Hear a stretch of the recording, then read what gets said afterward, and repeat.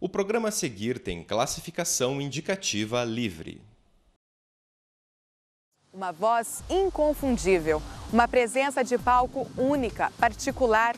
Mais de 30 anos depois da morte de Elis Regina, as canções imortalizadas na voz dela ainda estão vivas na memória dos amantes da música popular brasileira. No Caldo de Cultura desta semana, vamos homenagear a Pimentinha da MPB. E ainda... Colocou esse nome justamente por achar que ponto BR é a música brasileira, né? Uma música brasileira por excelência. Um elemento arquitetônico que a gente chama de lógia, que é justamente essa passagem coberta que é delimitada por esses arcos. É que ele explora bem os elementos característicos dessa obra e que fizeram a fama do Sam Raimi, do filme original e de diversos outros cineastas que surgiram.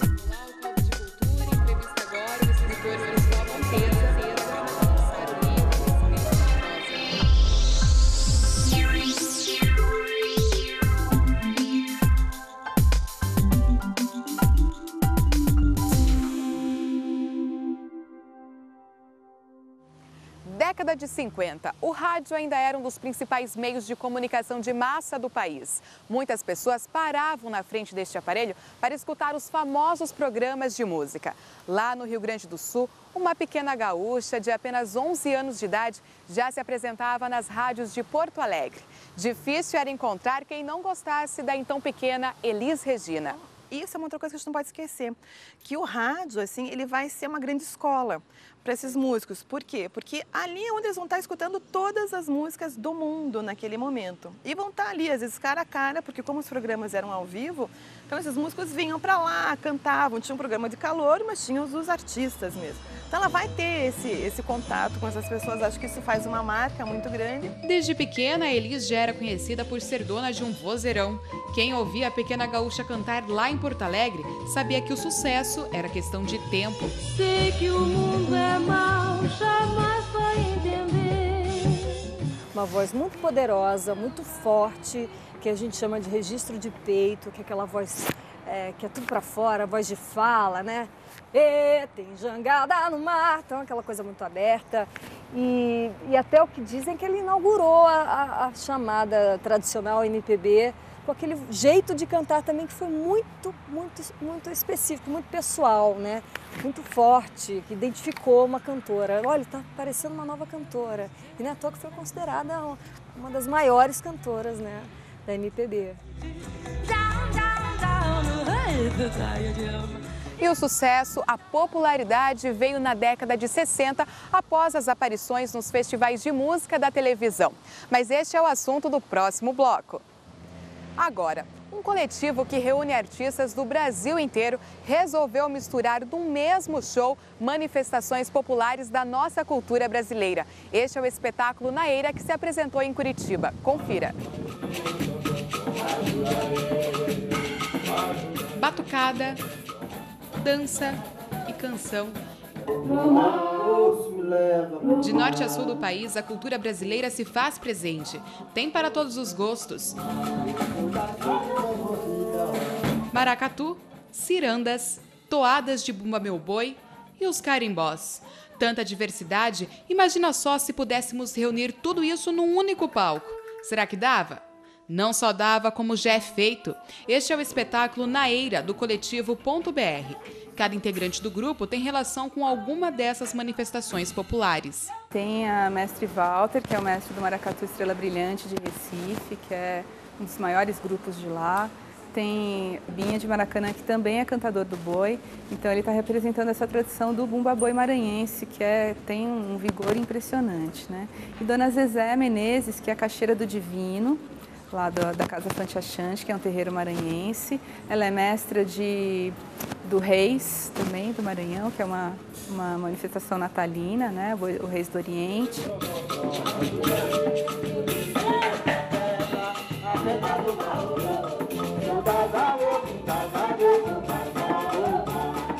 É formado por mestres de tradição popular e por músicos contemporâneos, né? Músicos que vivem em São Paulo, que são de vários lugares do Brasil, né? Do Maranhão, de Pernambuco, da Suíça, nosso rabequeiro e saxofonista suíço, mas todos moram em São Paulo, estão sediados lá e tinha uma vivência já com essas tradições populares, com esses mestres, aprendemos com esses mestres e a nossa vontade era realmente dialogar artisticamente com eles. E todas as manifestações se encontram num palco formando um ponto brasileiro. Tem muitas dessas tradições populares que chamam as cantigas de ponto, né? Ponto de jongo, ponto de candomblé, Angola, ponto de caboclo.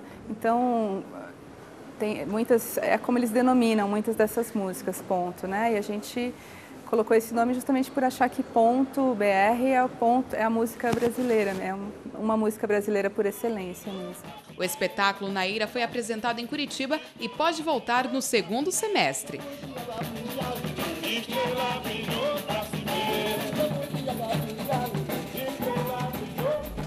E no próximo bloco, a influência da arquitetura italiana em Curitiba e a trajetória de Elis Regina é daqui a pouco no Caldo de Cultura.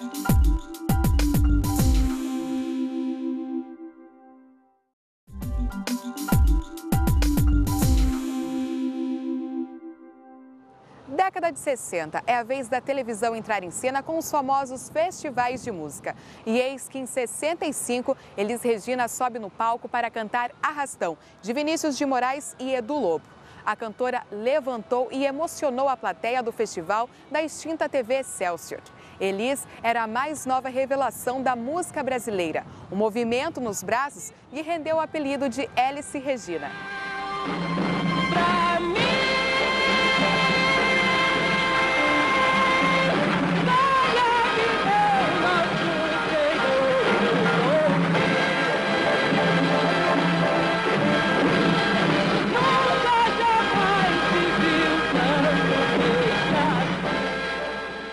Quando você ouve aquela voz também, aquela potência que ela tinha, é fantástico. Então isso também acho que projeta muito ela. E uma outra coisa que eu gosto muito no trabalho dela é, além da voz, ela tem uma sensibilidade, ela transmite uma emoção quando ela está cantando. Você sente não só assim a música, mas você sente toda essa mensagem que está na letra ali e no sentimento. Então acho que isso é uma coisa que chama muita atenção no trabalho que a Elis Regina faz.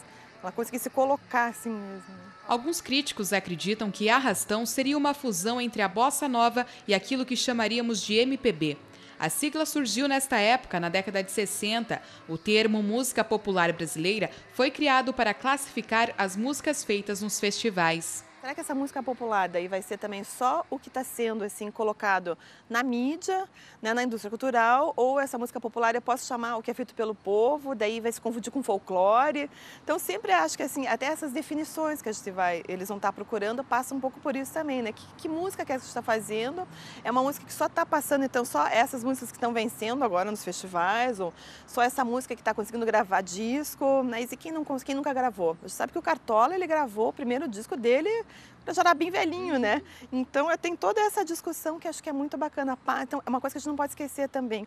As inovações tecnológicas, a indústria cultural, a indústria de consumo, as gravadoras, isso tudo também está dentro dessa história, é o que faz, às vezes, um aparecer mais que o outro. Mas que bom que a gente sempre tem nomes que vão lá, opa, tem um nome que está esquecido, eu vou trazer para cá. Na década de 60, Elis Regina dividiu o palco com um dos seus fiéis parceiros, que acabou se tornando um grande amigo, Jair Rodrigues. O cantor deu uma entrevista para o Caldo de Cultura no ano passado e falou um pouco sobre esta parceria. Confira. O relógio marcava 9 horas da noite do dia 9 de abril de 1965. 2.000 pessoas lotavam o Teatro Paramount, em São Paulo. Era a estreia do espetáculo Dois na Bossa, com Elis Regina, Jair Rodrigues e o Jongo Trio. A apresentação foi gravada e lançada em LP logo depois. Em 1965, Elis e Jair ocupavam o 5º lugar do ranking dos discos mais vendidos do Brasil. Estes são os 3 volumes do disco Dois na Bossa, cada um de um ano, 1965, 66 e 67. O espetáculo Dois na Bossa era diferente do programa O Fino da Bossa, que era apresentado semanalmente pela TV Record.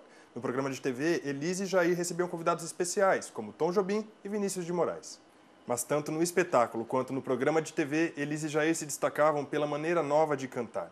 A época de ouro do rádio já havia acabado e as televisões já estavam dentro da casa dos brasileiros. Expressividade e presença de palco não eram preocupações muito frequentes para os músicos, mas Elis e Jair souberam fazer isso como ninguém. O programa Fino da Bossa ia ao ar no horário nobre das quartas-feiras e foi líder de audiência por 2 anos. Depois, passou a dividir o espaço da programação com a Jovem Guarda. Nessa época, o debate sobre a música brasileira era intenso. O legado minimalista da bossa nova se chocava com outra maneira de cantar, mais expansiva, menos intimista, mais popular. Mais que nunca, é preciso cantar o que é nosso! Quando Elis e Jair subiam ao palco, o público e a crítica viam neles muito engajamento e modernidade. Músicas de protesto não faltam nos 3 volumes do disco 2 na Bossa.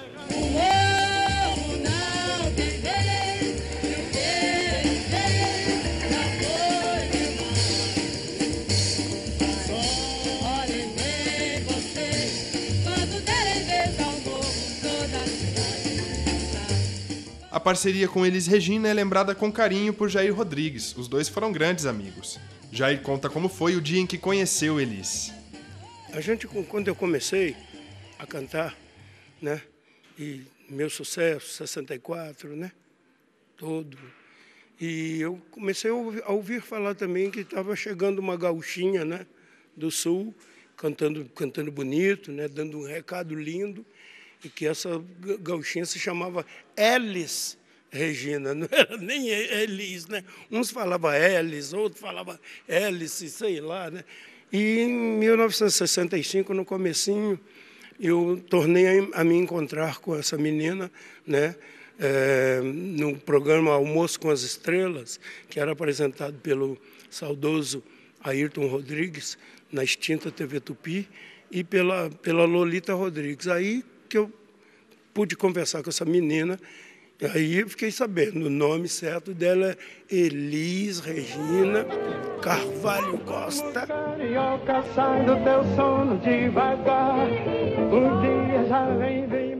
O programa de Elis Regina e Jair Rodrigues, o Fino da Bossa, trazia muitas discussões sobre a então nova música popular brasileira. Aliás, discutir, comprar brigas também era uma das características de Elis Regina, a pimentinha da MPB.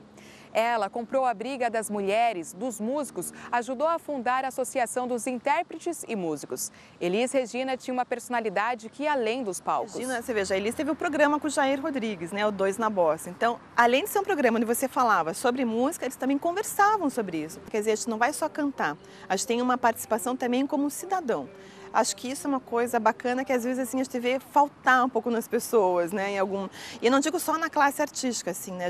A gente esquece que às vezes a gente não é só a nossa profissão, mas a gente, além da nossa profissão, a gente é um cidadão e a gente tem um papel importante. E quais foram as parcerias de Elis Regina? As canções eternizadas na voz da artista? Este é o assunto do próximo bloco. Bom, agora o Caldo de Cultura vai te levar para um passeio pelas terras de Santa Felicidade, bairro de Curitiba que já foi uma antiga colônia italiana. Confira.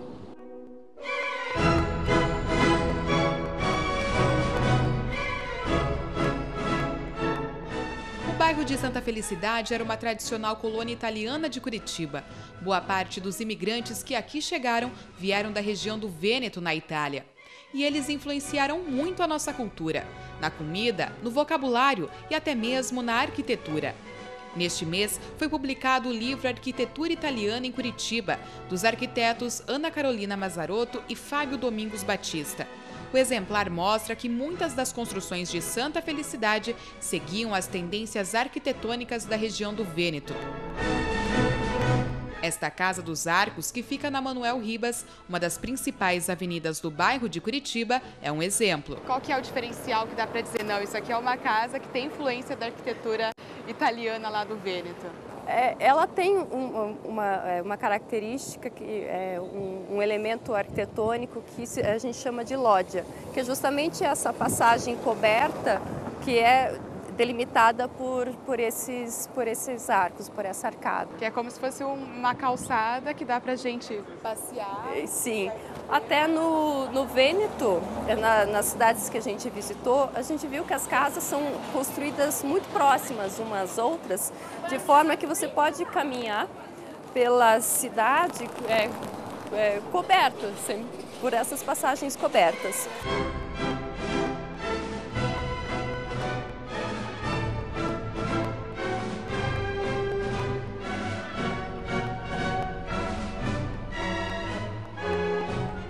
Agora a gente está no cemitério de Santa Felicidade, né, que também foi construído na época. E mesmo aqui também tem influências da arquitetura italiana, como a gente pode ver aqui, né, Ana? Isso aqui é um panteão.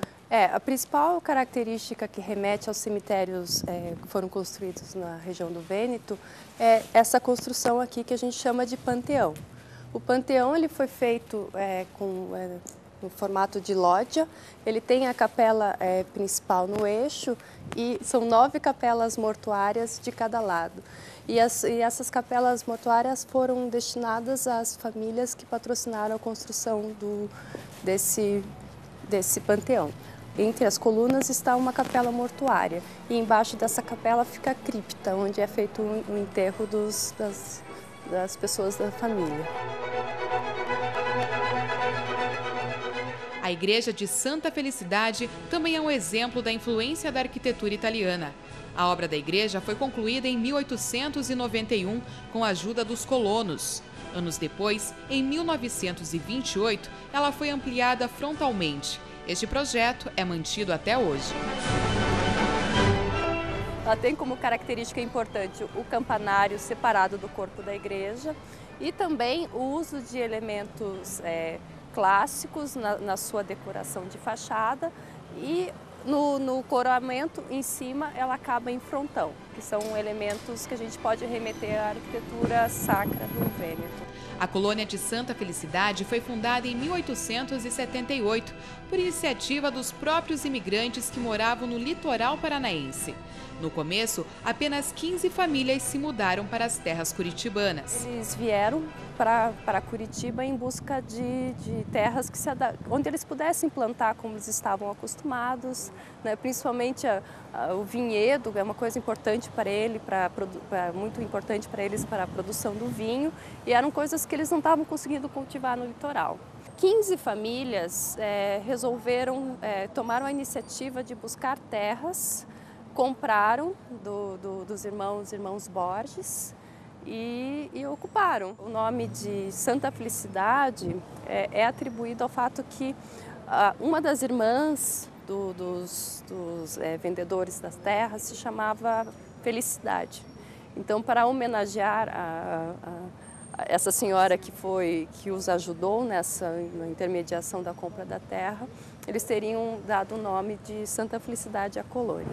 Bom, nos afastamos um pouco da região central de Santa Felicidade, a gente está aqui um pouco na entrada, né, do bairro, para mostrar a Casa dos Gerânios. A Ana vai explicar qual que é o diferencial dessa casa. Essa casa era uma casa mais de campo, Ana? Essa é uma das construções mais típicas que a gente achou no nosso estudo, que ela tem muitos elementos que lembram as construções no Vêneto. Até esse formato ensobrado, né, que são os 2 pavimentos mais o sótão, e aquele detalhe ali que faz o acabamento do beiral, que a gente chama de cimalha, isso também é bem característico do Vêneto, assim como essa regularidade na distribuição dos vãos. Por que Casa dos Gerânios? Tem uma curiosidade nessa construção. Sim, uma senhora chamada Nona Carolina, ela morava nessa casa por muito tempo. E ela gostava de todos os dias, ela abria todas as janelas da casa e em cada uma punha um vasinho com gerânios. E daí ficou conhecida como a Casa dos Gerânios, em homenagem a essa senhora.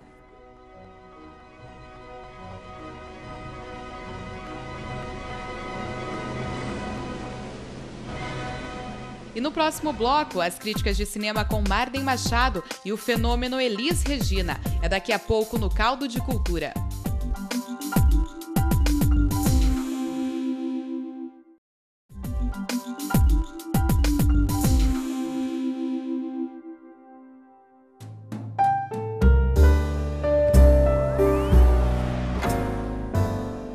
Em 1981, um jovem cineasta estreando em longa-metragens realiza um filme que chama a atenção de todo mundo.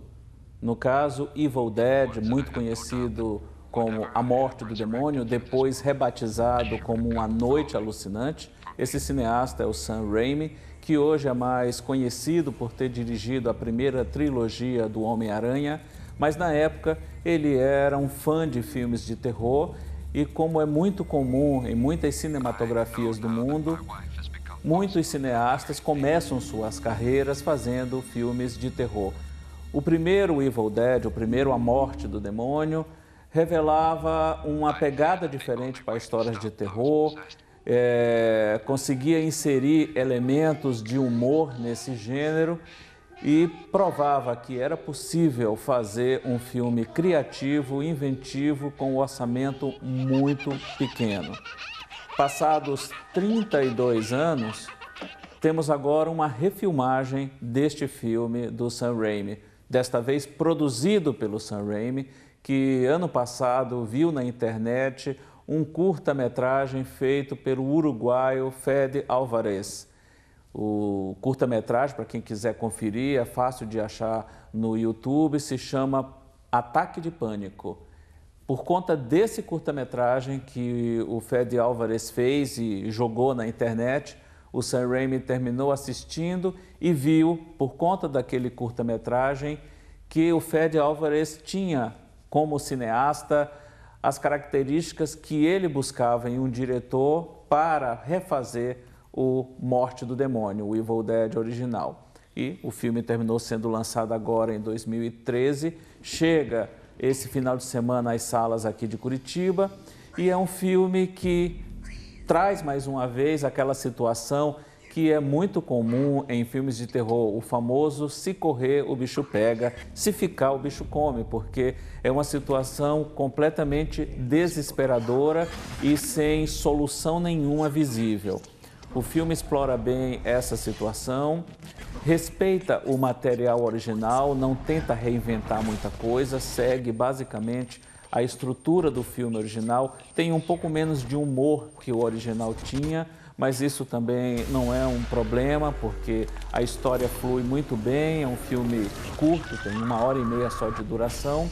São 5 pessoas que vão passar um fim de semana numa caverna, numa cabana, aliás. O motivo, aliás, dessa ida para a cabana é o fato de uma dessas pessoas, a Mia, ela ser uma dependente química. Então, eles querem isolá-la naquela cabana, num fim de semana, provocar nela uma crise de abstinência para que ela possa se curar desse vício nas drogas.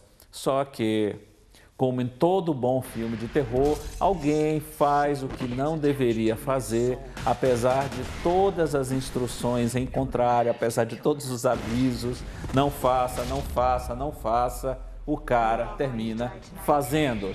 E isso desencadeia a volta de um demônio que aos poucos começa a manipular tudo e todos naquela cabana. Um filme que promete 90 minutos de sustos, de boas surpresas e cumpre o que promete. E é uma boa pedida para os amantes do gênero. A Morte do Demônio em cartaz a partir desse fim de semana em diversas salas aqui em Curitiba. MPB, bossa nova, samba e rock and roll. Elis Regina cantou músicas de diversos compositores. Cantou e interpretou. Aliás, mais do que isso, com uma personalidade forte e com vozeirão, Elis Regina imortalizou canções. Elis ajudou a divulgar nomes de muitos compositores, parcerias que viravam amizades. Canção do Sal foi a primeira música de Milton Nascimento gravada por Elis. Até hoje, o compositor considera a cantora a melhor intérprete das suas músicas. Trabalhando o sal é amor, o suor que me sai. Elis Regina também gravou canções de Gilberto Gil. Durante o exílio, o compositor chegou a escrever uma música para Elis, Ladeira da Preguiça. Essa ladeira, que ladeira é essa? Essa é a ladeira da preguiça. Em 1971, Elis grava Madalena, de Ivan Lins. E a Madalena, o meu peito percebeu que o mar é uma gota comparado ao pranto meio. Em 74, para comemorar os 10 anos de carreira, uma parceria inesquecível com Tom Jobim. É uma cobra, é um pau, é João, é José, é um espinho, na mão, é um corte, no pé. São as águas de março, fechando o verão, é a promessa de vida no teu coração. Da bossa nova para o rock and roll. Em 1976, com os cabelos raspados, Elis Regina grava Como Nossos Pais, de Belchior. Os mesmos e vivemos como os nossos pais. Já em 1979, O Bêbado e Equilibrista, de João Bosco e Aldir Blanc, foi a música mais tocada nas rádios do Brasil. A canção é considerada o hino da anistia. O bêbado com chapéu coco fazia irreverência. Na década de 80, Elis começa uma parceria com Rita Lee. A ex-vocalista dos Mutantes estava presa. Elis ajudou a tirar a cantora da prisão e a reerguer a carreira dela. No mesmo ano, a Pimentinha grava Alô, Alô, Marciano, de Rita Lee. Este foi um dos seus últimos sucessos. Alô, Marciano, a coisa tá ficando russa. O Trem Azul, música de Lô Borges e Ronaldo Bastos, dá o nome do último show de Elis, que rendeu a gravação de um disco, lançado após a morte da cantora em 1982. Você pega o trem azul, o sol na cabeça. Ela sabia lapidar, ela pegava a música daquele compositor que não existia até então, e o cara estourava a partir da interpretação dela. Eu falo que o intérprete tem muito disso, né? De pegar como parte dele aquela canção, de tomar parte, fazer parte da vida dele, como se fosse dele aquela canção. E ela conseguia fazer isso, virava dela, né? Então todas as canções que Elis gravou foram eternizadas como delas, assim. Eu acho que os grandes cantores que vieram depois falam, essa eu não vou gravar, porque Elis já gravou, como se eternizasse a canção na voz dela. Isso é muito, muito bacana. Mas quebra, que eu quero ver é muita caixa boa no piano da patroa. Isso é uma outra coisa que a gente não pode esquecer.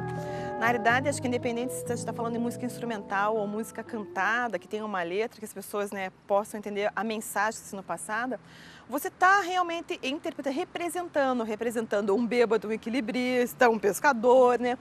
Quando você traz essa música, essa sonoridade, você acaba também trazendo, acho que todas essas impressões, todos esses personagens que fazem parte das letras. Sou caipira, pirapora, Nossa Senhora de Aparecida, ilumina-me no escuro e funda o trem da minha vida. Quando a gente para para pensar, quem são esses músicos que tem algum marco, que fazem algum ponto de virada, às vezes, na música, né? São pessoas que tiveram um pulso firme, conseguiram se impor, conseguiram passar suas ideias, né? E eu gosto muito dessa questão dela, que acho que quando ela ela estava no palco, ela realmente assumia a Elis cantora, intérprete, né? Isso que eu sou. Bom, e neste clima de MPB, o Caldo de Cultura se despede. Na semana que vem, nós vamos voltar um pouco na história da música brasileira e vamos falar do choro. Gente, o Caldo de Cultura fica por aqui. Uma ótima semana para você e até a próxima.